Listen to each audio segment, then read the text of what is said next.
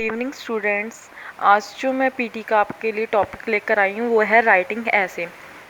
जो भी अभी चेंजेस आया राइटिंग में अगस्त में, उसके बारे में आपको बात करूँगी। जो भी आपको प्रॉब्लम आ रही है, जैसे कि स्टूडेंट 65 या 70 स्कोर लेना भी उनको और मतलब दिक्कत आती है, इसलिए मैं आपको इजी तरीके से बताऊँगी जो आप मतलब करके अच्छे अपने स्कोर ले सकते हो।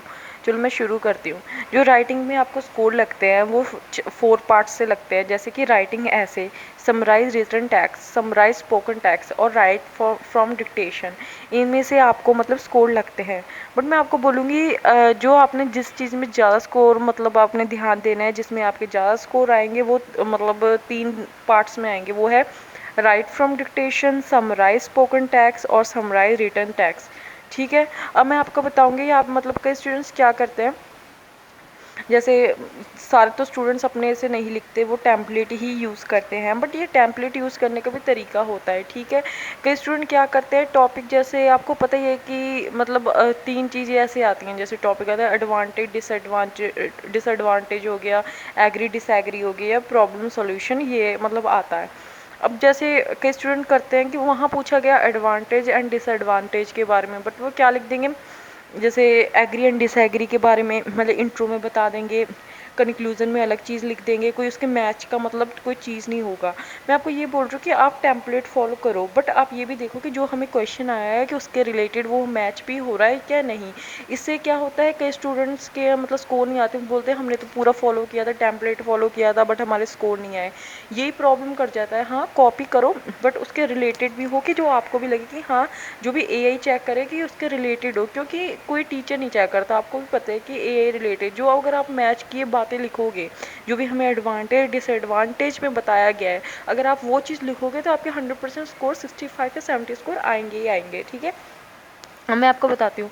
आप जब समझ लो आपको एडवांटेज और डिसएडवांटेज का टॉपिक आ गया, ठीक है, आपने क्या लिखना है, जैसे गवर्नमेंट के रिलेटेड मतलब कोई भी टॉपिक आ गया, आपने एडवांटेज भी बताना है इंट्रो में एंड डिसएडवांटेज भी बताना है कि मैं इस चीज़ बारे में बात कर रहा हूँ। ठीक है। एडवांटेज के बारे में बताऊँगा एंड डिसएडवांटेज के बारे में बताऊँगा। ठीक है। उसके बाद आप क्या करना है, BP1 एंड BP2 में एग्जाम्पल देना है। जैसे आपने BP1 में एडवांटेज के बारे में बता दिया, उसका एग्जाम्पल दे देना है। ठीक है। और BP2 में आपने डिसएडवांटेज के बारे में बताया तो आपने उसका एग्जाम्पल देना है। ठीक है। तो इससे क्या होगा, आपके इससे स्कोर अच्छे आएंगे। ठीक है। आप 80 एंड 90 स्कोर भी ले सकते हो। अब फिर लास्ट में आ गया कंक्लूजन। आपने क्या करना है, जो आपने इंट्रो में बात की है आपने उसका सारा ना कंक्लूजन उसके रिलेटेड ही बताना है कि ये इस चीज़ की मैंने बात की और ये चीज़ हुई। कंक्लूजन उसका सारा निचोड़ आपने बता देना है। इससे क्या होगा, आपके अच्छे स्कोर आएंगे। अगर आप टेम्पलेट कॉपी करते हो तो आप इस तरीके से करो कि आपके 100% कोई भी मतलब स्कोर किसी चीज़ में कट नहीं होंगे। एग्जाम्पल देना ज़रूरी है एंड टॉपिक के रिलेटेड आपने जो करना है वो भी ज़रूरी है। ठीक है। अब मतलब मैं यही बोल रही हूँ कि आपको कि आपने इन चीज़ों में ध्यान देना है।